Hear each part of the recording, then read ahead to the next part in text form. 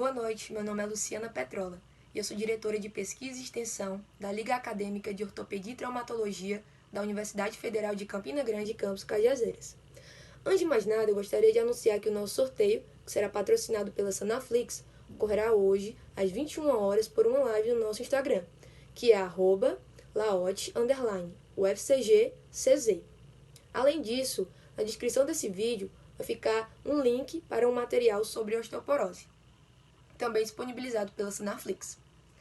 É com enorme prazer que a Laote apresenta a sua primeira aula aberta sobre o tema osteoporose, tudo o que um médico necessita saber. Nossa aula será ministrada pelo nosso orientador e doutor, Jânio Gualberto. Ele que é um médico formado pela Universidade Federal da Paraíba, ortopedista e traumatologista do Hospital Base do Distrito Federal, mestre em Ciências da Saúde pela Faculdade de Ciências Médicas da Santa Casa de São Paulo, ex-presidente da SBOT Paraíba e, além disso, professor da Universidade Federal de Campina Grande, campus Cajazeiras. Esperamos que vocês aproveitem a aula e desfrutem de todo o conhecimento. Obrigado e boa noite. Agora, porque o Sanaflix veio para mudar o jeito como você estuda medicina e mudar para melhor. Primeiro, você pode confiar na gente. Nós somos o maior projeto de educação médica do Brasil. E não é só porque temos estudantes em todos os estados brasileiros e em 10 países no mundo. Nem porque tem estudantes de medicina em mais de 300 faculdades do Brasil usando o Sanaflix.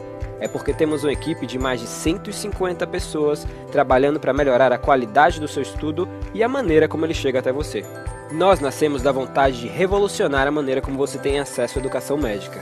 A gente acredita que o valor que você dá para a oportunidade de estudar com a gente é o investimento no profissional médico que você vai conseguir ser. Por isso, é importante que você possa acessar a gente de onde estiver. Por exemplo, se você precisa usar o Sanaflix além do desktop, desenvolvemos o nosso aplicativo. Assim você pode otimizar seu tempo aproveitando o nosso material de qualquer lugar e com o mesmo conteúdo. Afinal, quem estuda com a gente sabe bem o que a gente tem de bom. São mais de 700 resumos para você fixar o que aprendeu, 300 fluxogramas para te ajudar a conectar os assuntos, 700 mapas mentais para estudar de forma ativa e, claro, mais de 1.600 videoaulas para assistir quantas vezes quiser. 4,5 de 5 é a nota geral das aulas por nossos estudantes. Elas são dinâmicas e objetivas e estão sempre melhores. Temos uma preocupação especial em aperfeiçoar a metodologia e a didática da nossa equipe de professores padrão USP. Eu acredito no Sanaflix e eu invisto meu tempo na preparação das aulas porque eu lembro de mim. Quando eu estava no 4º ano, eu tinha a disciplina da reumatologia que era muito difícil, eu quase bombei. Eu fico pensando, se eu tivesse a Aline para me explicar artrite reumatoide, com certeza aquela prova teria sido bem mais fácil. Quando eu comecei a entrar na área do ensino, eu ficava maravilhado, velho, eu consigo impactar positivamente na vida de diversas pessoas de uma vez só. O número de pessoas que eu estou impactando, velho, que eu estou ensinando e capacitando eles para que eles vão e na extremidade lá possam ajudar as pessoas e melhorar, sabe? E fazer um atendimento adequado, fazer um atendimento bem feito. Isso é sensacional, velho, isso é muito reconfortante. Estudar medicina não pode ser caro, tem que ser fácil. Aproveite nossos planos e assine agora. A partir de R$19,50 por mês você pode ter acesso a todo o conteúdo sem restrições. E se você ficou ainda na dúvida e quer fazer um teste, fique à vontade. Experimente o Sanaflix por 7 dias agora. Grande tema, né, altamente relevante, que é sobre osteoporose. Vocês vão ver que a gente vai falar um pouco de epidemiologia, um pouco aí da fisiopatologia, tão importante, o quadro clínico, e uma pincelada em relação ao tratamento, tá? Não tenho nenhum conflito de interesse em dar essa aula, tá? Esse é o conceito de osteoporose, que seria um distúrbio osteometabólico caracterizado pela diminuição da densidade mineral óssea, com deterioração da microarquitetura óssea, levando a um aumento da fragilidade esquelética e do risco de fratura. O que isso quer dizer, na realidade? Osteoporose nada mais é do que uma doença, né, uma doença evolutiva, crônica, que acaba fazendo com que haja uma alteração, não só na resistência óssea, mas como na qualidade óssea, fazendo com que deixe o osso fragilizado facilitando assim o risco de fraturas por fragilidade. Esse é um exemplo, né, à esquerda de vocês aí, de um osso, de um trabeculado ósseo normal. Vejam que as trabéculas ósseas no osso normal, eles se entrelaçam, deixando essa qualidade óssea bem forte, evitando que haja uma fratura. Já um osso com um mal trabeculado ósseo, né, uma qualidade óssea ruim, faz com que esse osso não suporte cargas que não seriam suficientes para fazer uma fratura e acabam fazendo essa fratura, por isso que se chama de fratura por fragilidade. E por que se estuda tanto, né, a osteoporose hoje em dia? Devido à alta prevalência dessa doença. Para vocês terem uma ideia, a cada 3 segundos no mundo, nós temos uma fratura por osteoporose. Fratura essa de punho, de húmero, de coluna, mas vejam só como a incidência é alta. A cada 3 segundos você tem uma fratura de osteoporose no mundo. E a cada 22 segundos, uma fratura vertebral. E na maioria das vezes, essa fratura vertebral, ela é o que a gente chama de uma fratura subclínica. Ou seja, o paciente nem sabe que teve uma fratura, né, e quando vai ao consultório, quando você faz a avaliação, você acaba dando um diagnóstico dessa fratura vertebral. Isso é um slide que mostra, né, a população em geral, né? Vejam que em 1980 nós tínhamos uma população típica de um país subdesenvolvido, uma base larga, né, onde jovens eram muito mais tinham muito mais jovens do que idosos, né? E a tendência para 2050 é você ter exatamente uma inversão dessa pirâmide. Nós vamos ter muito mais idosos, acima de 60 anos, devido à longevidade desse expectativa de vida ter aumentado, né? Nós temos uma pirâmide populacional com base invertida. Vamos ter muito mais idosos do que jovens nessa pirâmide. Imaginem, né, o futuro, o tanto de pacientes com osteoporose que vão ser acometidos e o tanto que esses pacientes com osteoporose vão gerar fraturas. Isso é mostrando, né, mais uma vez, os pacientes idosos, isso é uma estatística do Brasil, mostrando que em 1980 nós tínhamos poucos idosos e hoje temos cerca de 6, 7 milhões de idosos, a proporção para 2030, e a proporção para 2050 é um número de idosos muito grande, uma proporção maior de mulheres do que mulheres idosas do que homens. Isso faz com que haja um aumento maior desta patologia e, consequentemente, das consequências, né, das fraturas decorrentes da osteoporose. Esse é um slide que mostra que, também em relação à incidência das fraturas, que cerca de 50% das mulheres e 20% dos homens com mais de 50 anos, eles apresentarão uma fratura por osteoporose na vida. Então, é um dado muito alto.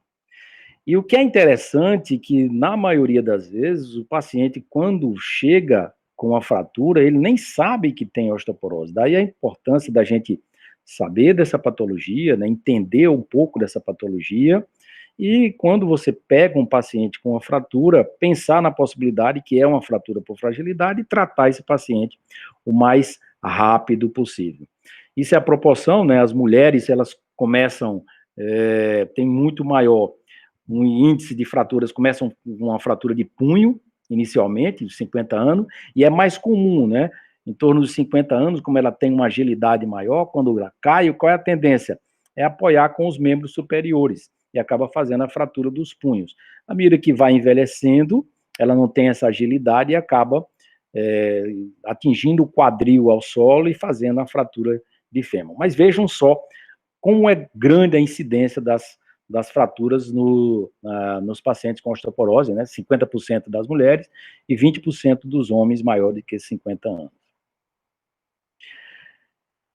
Se fala tanto nas fraturas do quadril no paciente de osteoporose, porque fratura, né, a fratura do quadril, ela gera um impacto muito grande, não só no paciente, mas toda a família acaba sendo envolvida no tratamento e nas consequências dessa fratura do paciente idoso.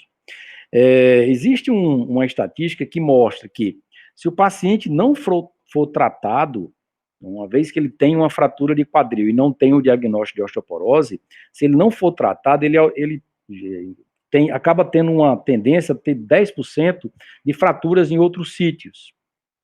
Cerca de 20% dos pacientes que têm fratura de quadril, eles vão a óbito no primeiro ano. Alguns estudos mostram até um pouco maior essa estatística.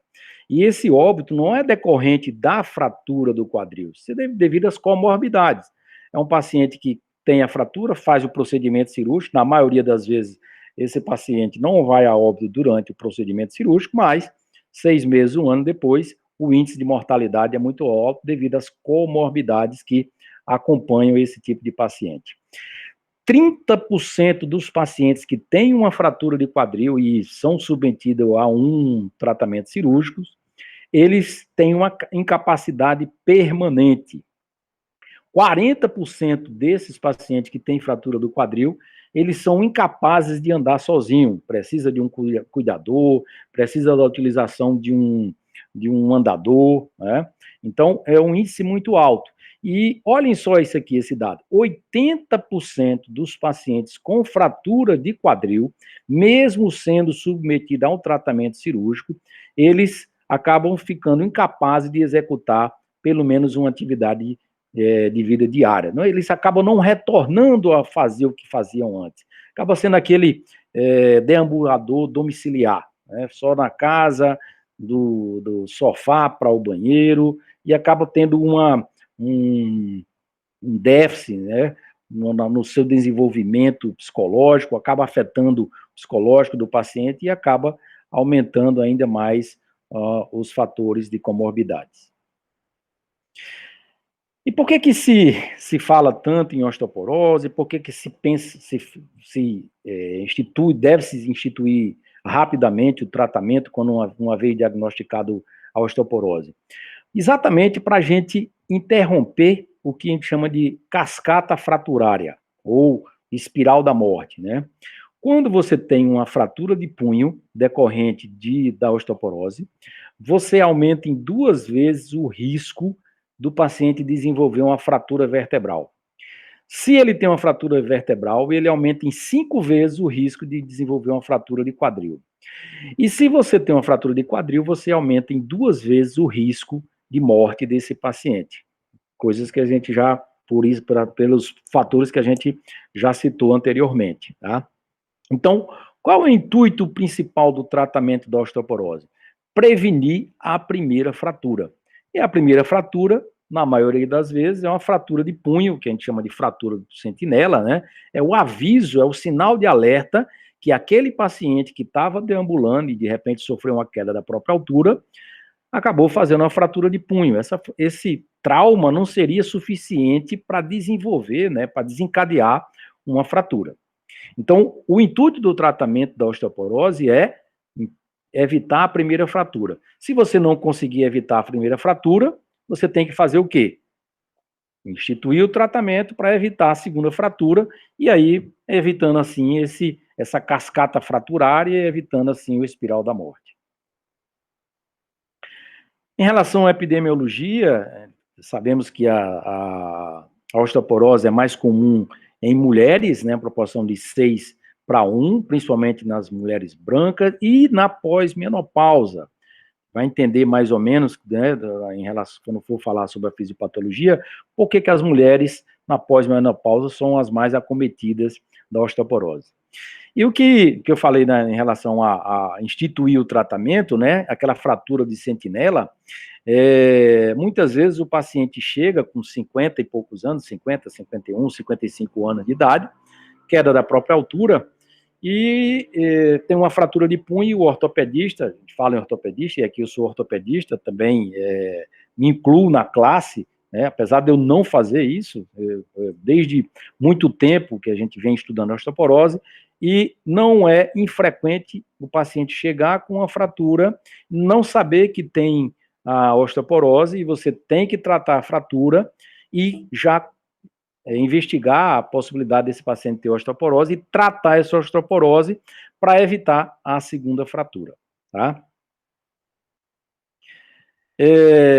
Existe uma classificação, alguns autores consideram, né, hoje caindo um pouco em desuso, mas a osteoporose pode ser classificada como primária, que é mais comum nas mulheres, é exatamente na pós-menopausa, a primária dividida em pós-menopausa e a osteoporose senil, e a secundária, que é mais comum em homens, aí decorrente, secundária, porque decorrente de outras patologias, como o hiperparatireoidismo, a ingestão de glicocorticoides, é muito comum um paciente que usa corticoides por muito tempo acabar fazendo uma alteração do metabolismo ósseo e acabar desenvolvendo uma osteoporose, e isso não precisa ser muito tempo de uso de corticoide. Se você faz ingestão de 3 meses de corticoide com uma dose de 5 miligramas ao dia, já é um fator de risco para desenvolver uma osteoporose secundária. Todo paciente que vai ingerir o corticoide pode desenvolver osteoporose? Não, mas se ele tiver outras alterações, tiver outros fatores de risco, sim, ele pode desenvolver essa osteoporose secundária e a gente tem que estar alerta. Menopausa cirúrgica, tumores endócrinos e o mieloma múltiplo são causas de osteoporose secundária, e aí você tem que, através dos exames, afastar essas outras possibilidades. Um pouco em relação à função, né, dos ossos, ele tem função principalmente mecânica de suporte, ortostatismo e em relação à locomoção, serve como proteção de órgãos vitais, como os arcos costais, né, acaba fazendo aquele arcabouço ósseo para proteção do mediastino, e região do coração, né? Assim como a bacia, o anel pélvico protege também a região pélvica, e tem função também metabólica, né? Com reservas de íon, principalmente cálcio e fósforo. Aí nós temos dois tipos, né? O osso, tem o osso cortical e o osso esponjoso. O osso cortical representa 80% do osso do organismo e 20% é esponjoso, e vocês vão entender por que a gente normalmente faz, são 2 sítios que a gente utiliza normalmente, né, para fazer a densitometria, é exatamente a procura do osso cortical e o osso esponjoso, o fêmur para a gente ver o osso cortical e a coluna para ver o osso esponjoso. É formado por matriz orgânica, né, com hidroxapatita, com magnésio, fósforo, carbonato, urânio, plutônio, chumbo. Então, isso tudo faz parte da matriz orgânica, que dando assim a função mineral da estrutura óssea. Muito bem. Falando um pouco da fisiopatologia, né? É importante a gente entender como é que ocorre a fisiopatologia da osteoporose, para a gente, inclusive, entender como é que se faz o tratamento para isso. O que acontece no osso? O osso está em constante remodelação óssea, ou seja, existe os osteoblastos e os osteoclastos, e existe uma formação óssea e uma reabsorção óssea. No osso normal, essa formação e reabsorção, ela está equilibrada, tá? Esse é um processo contínuo de renovação, e para se ter uma ideia, a cada 10 anos, todo o esqueleto ele é trocado, né, como um todo. Tá? Então, quando você, de 10 em 10 anos, em cada década, você tem uma troca de todo o seu esqueleto. Tá? Na fisiopatologia normal, é exatamente isso que ocorre.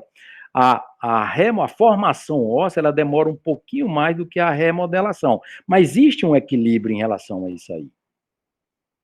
E esse remodelamento ósseo, às custas de osteoblasto e osteoclasto, faz com que haja esse equilíbrio e não haja nenhum aumento da reabsorção, ou, às vezes, esse aumento da reabsorção, a formação óssea não vai ser suficiente para suprir essa reabsorção óssea e exatamente vai promover a osteoporose. Para a gente entender, né, as vias que controlam esse remodelamento ósseo, é importante que a gente entenda, né, um pouco sobre essas estruturas, as proteínas, as enzimas, né, que seria o RANQ, tá? O RANQ ligante, que é o RANQ-L, OPG, que é a osteoprotegerina, que são as vias responsáveis pela reabsorção óssea, e tem a via responsável pela formação, que é a via Wnt e a beta-catenina. Então, quando ocorre um erro, né, exatamente nesse remodelamento, você tem a origem da osteoporose. E aí sim, né, precisa da atenção de vocês para entender a fisiopatologia da osteoporose. Quando você entende a fisiopatologia da osteoporose, fica muito mais fácil instituir o tratamento. Como a gente falou, tá? E aí eu quero que vocês acompanhem isso aqui, né? Nós temos e seria o RANQ ligante, ou ligante do RANQ, tá? Ela estimula são produzidas pelos osteoblastos, mas elas vão estimular os osteoclastos.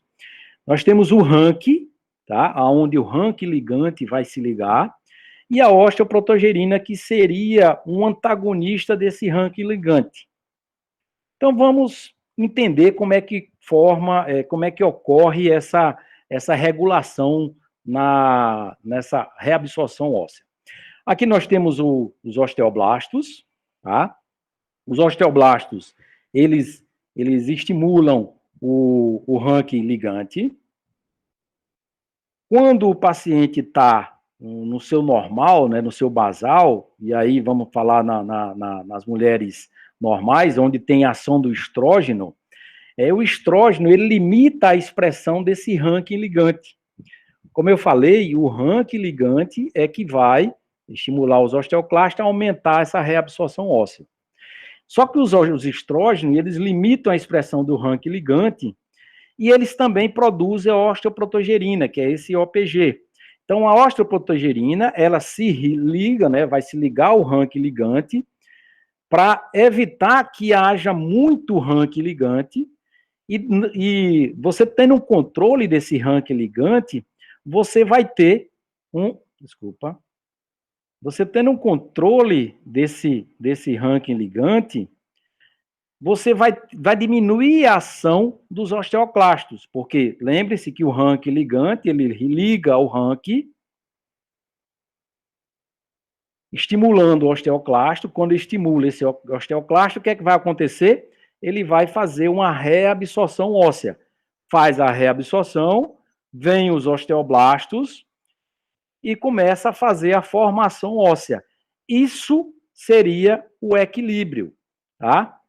Reabsorção e formação óssea equilibrada na mulher que seria pré-menopausada, onde tem uma ação do estrógeno normal, tá? Então, recapitulando, nós temos o RANQ ligante e a osteoprotegerina. Pela ação do estrógeno, onde ele inibe a ação do RANQ ligante e estimula a osteoprotegerina a ligar esse RANQ, se liga ao RANQ ligante, fazendo com que não haja um grande estímulo dos osteoclastos. Isso seria o equilíbrio. Quando a mulher ela está na menopausa, tá, onde você tem a diminuição dos estrógenos, o que é que acontece? Você tem um aumento do RANQ ligante. Quando você tem um aumento do RANQ ligante com a diminuição da osteoprotegerina, o que é que acontece? A osteoprotegerina ela não vai ser suficiente para inibir todo o RANQ ligante. Como tem muito RANQ ligante, o que é que vai acontecer? Eles vão estimular os osteoclastos, diferenciando esses osteoclastos, vai acontecer o quê?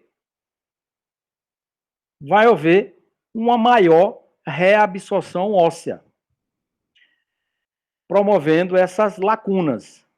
Então, você tem um aumento da reabsorção óssea, os osteoblastos né, que seriam os responsáveis o responsável através da formação pela via WNT, eles não são suficientes para preencher essa lacuna da reabsorção. Imagino isso sendo repetido várias vezes. O que é que vai acontecer? Essas lacunas vão continuar e vai fazer com que haja uma alteração na microarquitetura óssea, fazendo com que haja uma fragilidade óssea, certo? Então, isso é importante o entendimento da fisiopatologia da osteoporose para pensar na possibilidade do tratamento. Ok? Então, lembrar que ó, na mulher normal, onde tem uma ação do estrógeno, você tem a diminuição do ranking ligante e um aumento da OPG, osteoprotegerina, que faz com que a osteoprotegerina se ligue ao ranking ligante, fazendo com que haja pouco ranking ligante, estimulando os osteoclastos. Quando você não tem ação do estrógeno, você vai ter muito ranking ligante, fazendo com que ele ative os osteoclastos, aumentando os osteoclastos, a osteoclastogênese, fazendo com que haja lacunas que não serão suficientes para os osteoblastos preencher. E aí você tem a fisiopatologia da osteoporose.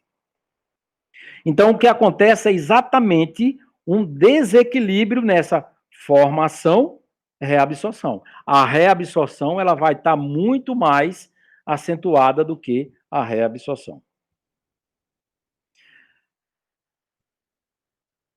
Passando dessa parte, né, da fisiopatologia, que, mais uma vez, é importante demais vocês entenderem isso aí, a gente parte para o quadro clínico. Na maioria das vezes, um paciente de osteoporose é um paciente assintomático, porque a osteoporose é uma doença silenciosa.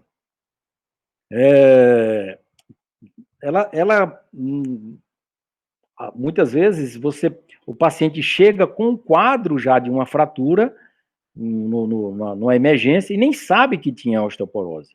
Então é um paciente assintomático. A gente tem que, depois que tiver a oportunidade de conversar com o paciente, a idade do paciente, saber da história pregressa dele, ver os fatores de risco que envolvem esse paciente, e aí é importante a gente dar ênfase aqui nos fatores de risco que aumentam, né, a chance desse paciente desenvolver osteoporose. Seriam o quê? Aquelas mulheres com mais de 65 anos de idade, o sexo feminino, raça asiática ou caucásica, história de fratura prévia, na fratura por fragilidade prévia. Por exemplo, o paciente teve uma história de uma queda da própria altura aos 55 anos de idade, teve uma fratura de punho e não foi feito nenhuma investigação diagnóstica, e ela chega, uns 5 anos depois, com uma fratura de quadril, tá? Então, ela já tinha osteoporose que não foi tratada. Tabagismo entra num grande vilão na gênese da osteoporose. Etilismo principalmente com mais de 3 doses por dia, já é considerado um fator de risco para a osteoporose. Uso crônico de corticoide, a gente já falou sobre isso, principalmente acima de 3 meses, né? Usou mais de 3 meses, basta 5 miligramas de prednisolona para aumentar o risco de osteoporose. Imagine o paciente que a gente vive num ambiente, né, com essas arboviroses, o paciente fica todo cheio de dor, e quando usa corticoide diminui um pouco essa dor, mas ele acaba fazendo um uso crônico de corticoide. Então, a gente tem que pensar na possibilidade desse fator de risco importante que é o uso de corticoide. Baixo IMC, o IMC aquela paciente magrinha com IMC menor do que 19, a gente tem que pensar na possibilidade de um fator de risco de osteoporose. Parentes de primeiro grau com fratura, com histórico de fratura de colo de fêmur, tá? História se teve pai ou mãe ou os avós com fratura de fêmur, é um fator de risco. Osteoporose secundária, amenorreia primária ou secundária, hipogonadismo primário ou secundário em homens. São fatores de risco que a gente tem que pensar e, juntamente com outros detalhes mais na frente, principalmente a densitometria, a gente vai acabar norteando o tratamento desse paciente. Outros fatores de risco, sedentarismo, tá? Muito comum. Imagine a geração que vai vir aí na frente, né? Muito mais sedentária, sem fazer atividade física, direto em computador, em tablet. Então, isso é uma bomba relógio que vai explodir lá na frente, né? Outro fator de risco, tratamento com outras drogas que induzem a perda de massa óssea. Quais seriam essas drogas? Heparina, a varfarina, anticonvulsivante, paciente que utiliza fenobarbital, fenitoína, o carbamazepina por muito tempo, né? Aqueles pacientes que crises convulsivas, a gente tem que é um fator de risco para desenvolver osteoporose. Uso de lítio e metotrexato também, paciente com artrite reumatoide, que usa metotrexato e muitas vezes utiliza corticoide também, é um paciente com grande chance de desenvolver osteoporose. Aí vem os fatores de risco, né? Imobilização prolongada, seria uma osteoporose mais localizada, por exemplo, utiliza uma fratura dos ossos da perna, onde vai utilizar um gesso por 60 dias, acaba fazendo uma osteoporose por desuso, tá? Dieta pobre em cálcio, e isso a gente vê muito, né? Tem um estudo que saiu há um tempo atrás que mostra que a média, né, de ingestão de cálcio na população brasileira é cerca de 400 miligramas ao dia, onde sabemos que o necessário seria 1.200 miligramas ao dia para fazer um suprimento ideal de cálcio, né? E atividades que induzam a perda de massa óssea também seriam fatores de risco. No exame físico, né, além da anamnese, a gente vai, através da anamnese, a gente consegue colher esses fatores de risco, a gente tem que ver a estatura desse paciente. Não é incomum o paciente, né, aquela vozinha que chega ao consultório e dizer que tinha uma certa altura e está diminuindo o tamanho. Isso dependendo do grau da osteoporose, um fator importante para fechar o diagnóstico dessa patologia. E quando a gente tem uma perda, né, de estatura mais de 2,5 durante um ano, é um dado importante que esse paciente acabou fazendo um achatamento desse corpo vertebral, corpos vertebrais, provavelmente pela osteoporose. Peso corporal, importante, a gente viu que IMC baixo são um dos fatores para desenvolver a osteoporose, tá? Hipercifose dorsal, aquela famosa corcunda da viúva, né? Isso ocorre devido a esse achatamento na região anterior das vértebras. Um abdômen protuso, pode ter outras deformidades esqueléticas, principalmente se tiver deformidades com fraturas, já às vezes consolidada viciosamente. E sinais físicos de doenças associadas à osteoporose seriam o abdômen mais protuso e essa hipercifose dorsal, que é chamada da corcunda da viúva. Aí, exatamente essa corcunda, né? Uma forma fácil de a gente, quando está fazendo a evolução desse paciente, você pede para a paciente encostar o dorso, né, na parede, ela não consegue encostar a região occipital na parede devido a essa anteriorização da região occipital e cervical. Isso é devido a essa hipercifose.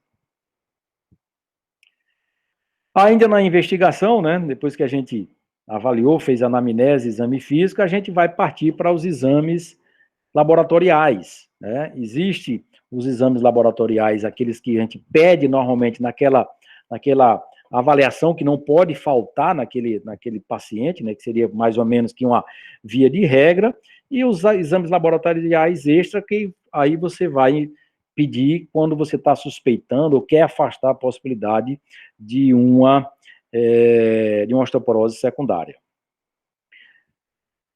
Essas são, nós acabamos falando aí alguma coisa, né, doenças e medicações associadas à osteoporose, né, as doenças hiperpárea, síndrome desabsortivas, hiperparatireoidismo, diabetes, doença renal crônica, e as drogas a gente também já falou, principalmente corticoides, os anticonvulsivantes, né, antidepressivos, e inibidores de bomba de prótons, o anticoagulante, principalmente o Varfarin, que é o Marevan, né? E aí vem os exames laboratoriais, né? Aquele que o paciente chegou e a gente está pensando na possibilidade de osteoporose, a gente tem que, como meio que via de regra, pedir esses exames, que seria o quê?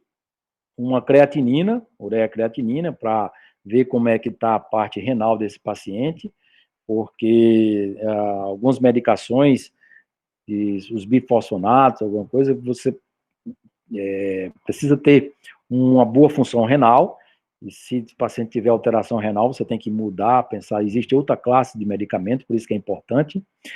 A dosagem de cálcio para afastar uma hipercalcemia, e aqui um detalhe para vocês, é muito comum, às vezes, o paciente quando chega ao consultório, a dosagem de cálcio está normal, e aí ele diz, doutor, mas o senhor passou cálcio para mim, meu cálcio está normal, né? E na maioria das vezes, né, dificilmente você tem um cálcio baixo, cálcio sérico baixo. Por quê? Porque o organismo, ele, quando tem um déficit de cálcio, ele começa a roubar, né, retirar cálcio dos ossos, exatamente para manter o nível basal. Tá? Então, é importante que você explique isso para o paciente. Dosagem de fósforo é importante, principalmente para afastar uma osteomalácia. Fosfatase alcalina para afastar doença de peixe, doenças hepáticas e alguns tumores têm um aumento da fosfatase alcalina, porque há um aumento do turnover ósseo. Tá? Hemograma, a gente tem que normalmente pedir um hemograma para afastar doenças crônicas, hematológicas, anemia, uma anemia associada a um VHS alterado, a gente tem que pensar na possibilidade do paciente ter um mieloma múltiplo, e aí tem outros exames para pedir, né? Uma eletroforese de proteína, por exemplo, mas nessa fase inicial é importante esse hemograma. A 25-hidroxivitamina D, para a gente ver como é que está a dosagem dessa vitamina D, né? É importantíssimo, principalmente, não é que necessariamente você tem que estar pedindo sempre esses exames, mas naquela inicial, sim, você tem que pedir. PTH, que seria o paratormônio, para afastar um hiperparatireoidismo, né? Homens, a gente costuma pedir testosterona para identificar o hipogonadismo. E no primeiro exame, a gente deve pedir essa calciúria de 24 horas, para afastar uma hipercalciúria idiopática, tá? Que muitas vezes você tem uma hipercalciúria e um déficit de vitamina D, e você precisa fazer essa correção com cálcio e vitamina D. Então, é um exame chato, você tem que colher a urina durante 24 horas para ver como é que está, saber se ele está perdendo muito cálcio pela urina. E os exames complementares seria quando você está, né, suspeitando de uma osteoporose secundária, aí você vai partir para esses outros exames, que seriam meio que de exceção, e aí a gente abre um parênteses, principalmente em relação à eletroforese de proteínas, quando se pensa em paciente com mieloma múltiplo. E a queixa principal seria aquele paciente de quinta, sexta década de vida, com história de dor na coluna, com alteração, com anemia, com VHS alterado, e aí você tem que pensar, pedir uma eletroforese de proteína e pensar na possibilidade de mieloma múltiplo. Lembrar dos pacientes também que tem bariátrico, né, que pode desenvolver também osteoporose secundária, e intolerância a glúten, né, é importante a gente pedir o anticorpo anti-endomísio, etc. Mas isso são exames de exceção, quando você está pensando na osteoporose secundária. Fez os exames, aí tem você tem que associar, e a maioria dos centros, né, por menor que seja, hoje você consegue com muita facilidade uma densitometria óssea, que é o exame mais solicitado nesses casos, para ajudar no diagnóstico da osteoporose. Mas você pode também lançar mão de radiografias, e biópsia óssea dificilmente é utilizada, é um exame muito mais invasivo, né? Vou citar alguns exemplos aqui de radiografia, mas o mais utilizado é a densitometria óssea. E qual é a indicação de se pedir uma densitometria óssea? Assim como temos, né, a mamografia naquelas pacientes, nós estamos na época, né, do Outubro Rosa, né, qual seria aquela indicação do paciente que necessita de uma densitometria? Todas as mulheres de 65 anos ou mais necessitam da realização de uma densitometria óssea, para exatamente você ver como é que está a sua, o seu estoque ósseo, como é que está a sua saúde óssea, né? Outras indicações: mulheres em deficiência estrogênica com menos de 45 anos, melhores na peri e pós-menopausa, mulheres na peri e pós-menopausa com um ou mais fatores de risco, aqueles fatores de risco que a gente falou lá inicialmente, né? IMC baixo, uso de corticoide, etc. Mulheres com amenorreia secundária prolongada por mais de um ano, tem que ser investigada além da parte ginecológica, tem que pensar na possibilidade de pedir uma densitometria. Todos os indivíduos que tenham sofrido fratura por trauma mínimo ou atraumático. Trauma mínimo seria um trauma por fragilidade. Uma queda da própria altura e cai com a mão estendida e acaba fazendo uma fratura de punho. Ele estava deambulando, não estava correndo, tá? Então, isso é uma fratura por fragilidade. Tem que ser investigado isso. Como? Além dos exames, tem que pensar na possibilidade de uma densitometria. Indivíduos com evidências radiográficas de osteopenia ou fraturas vertebrais. Como eu falei, às vezes você tem uma que a gente chama de fratura subclínica, paciente com história de uma dor na coluna, e quando você radiografa, sem trauma, quando você radiografa, tem lá um achatamento pequeno na vértebra. Se você visualizou isso na radiografia, você tem que investigar com uma densitometria. Outras indicações: homem com 70 anos ou mais, indivíduos que apresentem perda de estatura maior do que 2,5 centímetros ou tem uma hipercifose torácica, indivíduo em uso de corticoide por 3 meses ou mais, doses maiores que 5 miligramas de prednisona, né? Mulheres com índice de massa corporal baixo, menor do que 19 kg por metro quadrado, portador de doença ou uso de medicações associadas à perda de massa óssea, aí vem, né, diabetes, artrite reumatoide, entre outras, ou se usa, né, anticonvulsivante por muito tempo. A gente tem que pensar na possibilidade e tem que estudar como é que está essa massa óssea desse paciente. E serve, né, outra indicação seria para monitoramento de mudança de massa óssea decorrente da evolução da doença e dos diferentes tratamentos disponíveis. Ou seja, eu venho fazendo o tratamento de osteoporose e normalmente 1 ano depois, ou 2 anos depois, eu preciso fazer um estudo comparativo, né, outra densitometria, para comparar com o exame anterior, para ver se houve uma estabilização, uma melhora dessa massa óssea, ou às vezes uma perda dessa massa óssea. Se houve perda, já tem que pensar na possibilidade da mudança de tratamento. E o que é a densitometria? É o exame de referência, né? Uma técnica dexabsorciometria por raio-x com dupla energia. Como eu falei, os sítios mais utilizados são a coluna lombar e o colo femoral. Como eu falei inicialmente, a coluna lombar para a gente ver o osso trabeculado, né, esponjoso, e o colo do fêmur, onde consegue ver o osso cortical. Esse outro terceiro sítio, o antebraço, a gente utiliza quando, por exemplo, o paciente tem uma prótese dos 2 fêmur, e aí eu não consigo, né, fazer uma mensuração dessa massa óssea com a prótese de fêmur. Aí eu posso utilizar um antebraço. Paciente muito obeso, que não consegue, a máquina não consegue suportar o peso desse paciente, a gente pode utilizar o antebraço. Ou naqueles pacientes com hiperparatireoidismo, onde o sítio de eleição é mais o antebraço. E aí utilizamos o T-score e o Z-score, onde o T-score é calculado em desvio padrão, né? A T-score seria a média da densidade mineral óssea em adultos jovens, comparado ao da sua idade, E o Z-score é a média da densidade mineral óssea em indivíduos com idade, etnia e sexo similar àquele que está sendo realizado o exame. Quando você tem o Z-score menos 2, dizia o padrão, ou abaixo, pode sugerir causas secundárias de osteoporose. Ou seja, se o paciente tem uma densitometria onde tem um T-score de menos 3, mas o Z-score dele tem menos 3,5, a gente tem que pesquisar uma osteoporose secundária.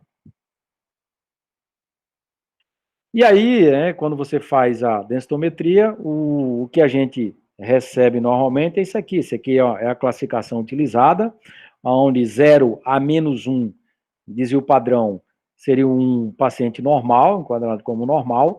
De menos 1 a menos 2,4 seria uma osteopenia. E de menos 2,5, maior ou igual, ou mais do que isso, seria enquadrado como a osteoporose. Esse é o aparelho, à direita aqui de vocês. Esse é um aparelho de densitometria, um aparelho da GE. Tá? A radiação é mínima, cerca de 5 milissilve a radiação, menos do que uma lâmpada. Então, por isso que não precisa de uma sala preparada, uma sala baritada para realizar esse exame. Tá? E os sítios mais utilizados são exatamente, como a gente falou, a coluna e o quadril. E aí você tem, o técnico, ele prepara o paciente, tem toda uma técnica para fazer isso aí, e aí você tem que saber interpretar esse traçado, e aí você vai enquadrar o paciente com osteopenia ou osteoporose. Radiografia, sempre utilizada, principalmente para afastar a possibilidade de uma fratura de coluna que não foi dado o diagnóstico, Quando o paciente chega, além da densitometria, costuma, o ideal é fazer uma radiografia dessa coluna para saber se não tem nenhum achatamento, nenhuma fratura vertebral, tá? A gente vai observar a radiotransparência, o aumento do canal medular, exatamente devido à diminuição da cortical, acaba aumentando esse canal medular, diminuindo a espessura dessa cortical, e esse índice de Singh era muito utilizado antigamente quando a gente não tinha a densitometria, Aí mostrando uma radiografia em perfil da coluna, mostrando vários, uma cifose muito acentuada devido a achatamento vertebral típico da osteoporose. Aí mostrando o canal medular, bastante alargado, e aí uma fratura decorrente da osteoporose.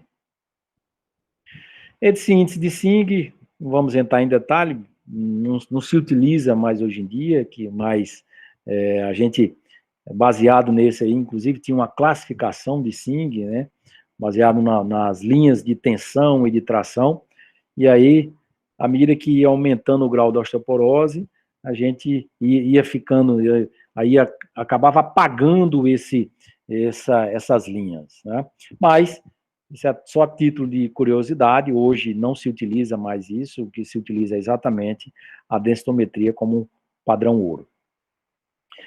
Entrando agora no tratamento propriamente dito da osteoporose, primeiro, o objetivo do tratamento da osteoporose é melhorar a resistência óssea, diminuindo assim um risco de fratura. E como é que você melhora a resistência? Melhorando a quantidade e a qualidade desse osso. A gente tem que dar subsídio para esse osso para ele melhorar a quantidade e a qualidade. O trabeculado ósseo seja realmente forte o suficiente para suportar traumas, não levando a fraturas. E a base do tratamento da osteoporose primeiro, o paciente tem que saber da doença dele, que é uma doença que você tem um controle, assim como tem um controle de uma hipertensão, um controle de diabetes, a osteoporose, a gente consegue fazer um controle da doença, mas é necessário que tenha uma adesão desse paciente, porque o tratamento é um tratamento prolongado. Se não houver realmente uma adesão desse tratamento, essa adesão é em relação à tomada dos medicamentos, não adianta, ele não vai melhorar essa qualidade óssea. Tá? A base do tratamento passa por alterar os hábitos de vida, tem que, se esse paciente não fazer atividade física, tem que fazer atividade física, melhorar a nutrição, ver como é que está o balanço de cálcio dele, como é a ingesta de cálcio dele, saber se ele tem uma ingesta suficiente, se faz 1.200 miligramas de cálcio por dia, se não fizer, você tem que fazer uma suplementação de cálcio, prevenção de quedas, isso é importante, e informar o doente sobre essa patologia. E o RI dizer para ele que o tratamento aí não é para tirar a dor, porque muitas vezes o paciente diz, doutor, eu estou tomando esse remédio, mas eu continuo com dor. Ele tem dor porque ele tem outros problemas, tem artrose, tem desgaste de articulação, etc. Tá? Procurar causas secundárias, né? Ver se tem alguma outra doença associada, se toma alguma medicação que está fazendo com que haja uma perda dessa massa óssea, podendo levar à osteoporose. E aí, sim, em relação a medicamentos. Suplemento de cálcio e vitamina D, importantíssimo. Tá? Como eu falei, a gente vai ver como é que está o balanço nutricional desse paciente, mas na maioria das vezes, a gente precisa fazer uma suplementação de cálcio desse paciente de vitamina D. Ah, professor, quanto que se faz de suplementação de cálcio? Você tem que estimular esse paciente, tá, a aumentar a ingesta de cálcio com iogurte, leite, etc. Mas, se você fizer normalmente um suplemento de cálcio, que o mais utilizado é o carbonato de cálcio, tá, uma tomada ao dia, você normalmente já consegue fazer essa tomada de 1.200 miligramas ao dia. E vitamina D, lembre-se que eu falei lá no início que a gente pediu a vitamina D desse paciente. E dependendo do índice de vitamina D desse paciente, eu vou fazer a suplementação. Às vezes basta fazer só uma manutenção, se ele tiver uma vitamina D acima de 30, basta fazer uma manutenção, que aí vai em torno de 1.000 a 2.000 unidades internacional por dia, certo?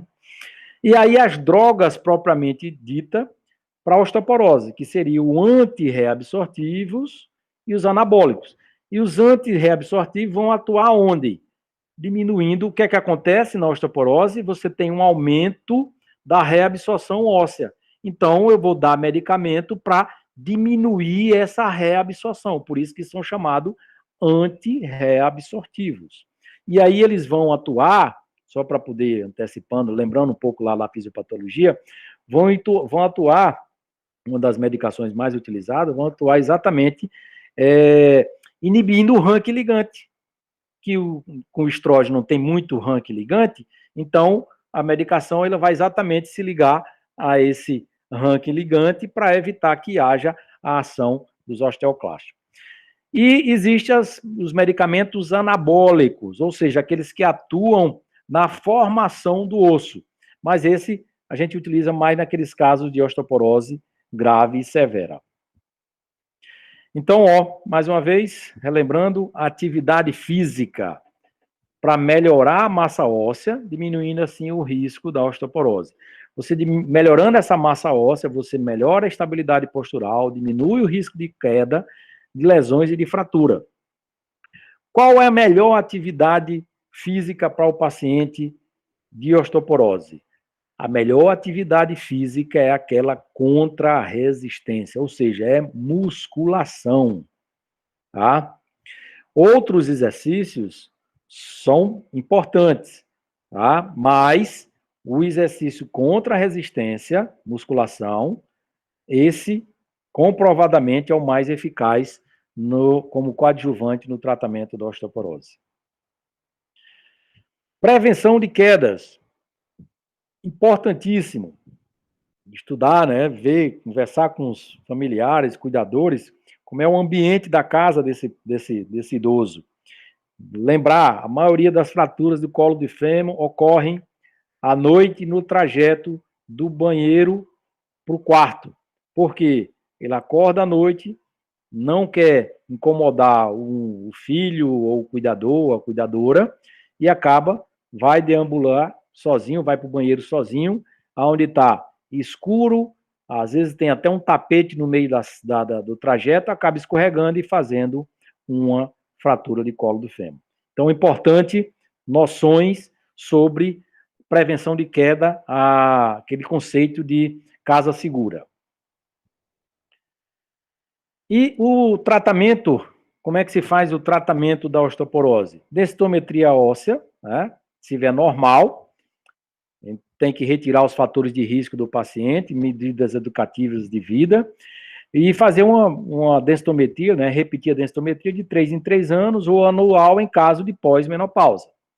Se o paciente tem osteopenia e não tem fatores de risco, a gente tem que dar para esse paciente medidas educativas, né, do dia a dia, fazer uma suplementação, né, ver como é que está a nutrição de cálcio dele, e se tiver necessidade de fazer uma suplementação de cálcio, fazer uma suplementação de vitamina D, tá? Isso normalmente é o que se faz normalmente.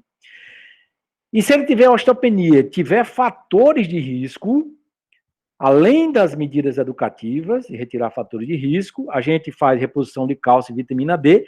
Aí você pode fazer terapia de reposição hormonal ou utilização de bifosfonato. Mas, professor, eu vou usar bifosfonato já só o paciente tendo osteopenia? Sim, mas ele tem fatores de risco.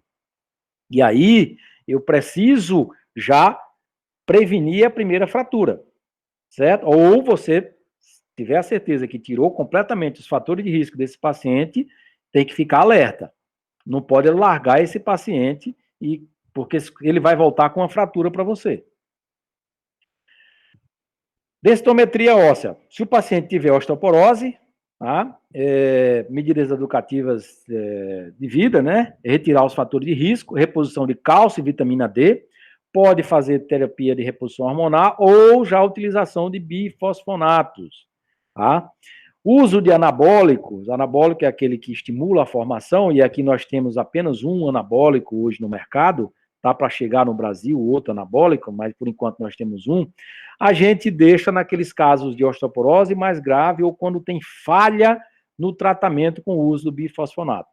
E detalhe, o anabólico a gente só pode utilizar por 2 anos, tá? Porque a gente consegue formação, mas depois tem que fazer uma manutenção, porque senão acaba fazendo essa perda, acaba perdendo o que ganhou da massa óssea, né? E se o paciente, às vezes, não chegou com o diagnóstico, e quando chegou já foi uma fratura por fragilidade, quando iniciar o tratamento? O que se sabe é que deve-se começar o mais rápido possível. Existia uma controvérsia que deveria começar após 3 meses da cirurgia, devido ao risco de pseudartrose, que seria a não consolidação dessa fratura. Hoje, isso caiu um pouco por terra, deve-se instituir o tratamento o mais breve possível. O paciente teve alta do hospital, em alguns hospitais, inclusive, eles fazem o bifosfonato injetável, que faz 1 vez por ano, e o paciente já sai do hospital com um tratamento instituído. E aí são as medicações que hoje temos no mercado, né? Citar apenas para vocês, nós temos o ácido zoledrônico, e o nome comercial é o Aclasta. Nós temos o alendronato, que foi o primeiro, né, a utilizar no tratamento da osteoporose, que aí temos o Fosamax, que é um dos medicamentos. O risedronato, que temos de ação de tomada mensal e tomada semanal, tá? O ibandronato é também um bifosfonato de uso mensal, tá?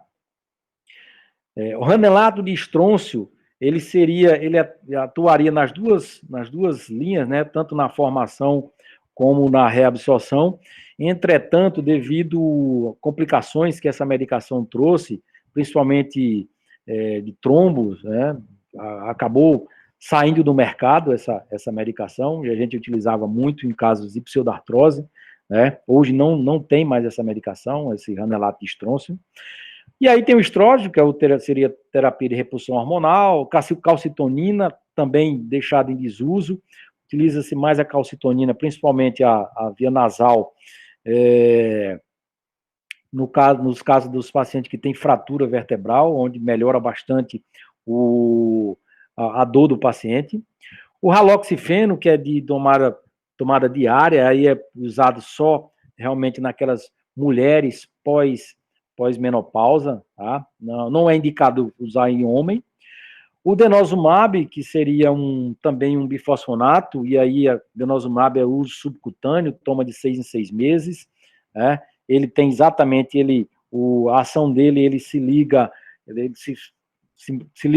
ao rank ligante, inibindo a ação dos osteoclastos, tá?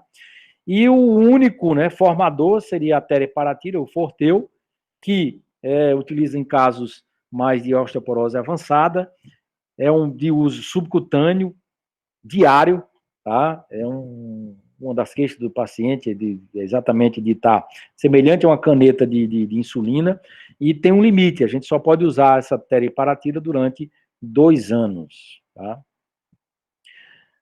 Bem, pessoal, era isso que eu tinha para passar para vocês, espero que tenha sido do agrado de todos, e coloco à disposição para qualquer dúvida. Depois eu passo meu e-mail, certo? Muito obrigado. Agora, porque o Sanaflix veio para mudar o jeito como você estuda medicina e mudar para melhor. Primeiro, você pode confiar na gente. Nós somos o maior projeto de educação médica do Brasil. E não é só porque temos estudantes em todos os estados brasileiros e em 10 países no mundo. Nem porque tem estudantes de medicina em mais de 300 faculdades do Brasil usando o Sanaflix. É porque temos uma equipe de mais de 150 pessoas trabalhando para melhorar a qualidade do seu estudo e a maneira como ele chega até você. Nós nascemos da vontade de revolucionar a maneira como você tem acesso à educação médica. A gente acredita que o valor que você dá para a oportunidade de estudar com a gente é o investimento no profissional médico que você vai conseguir ser.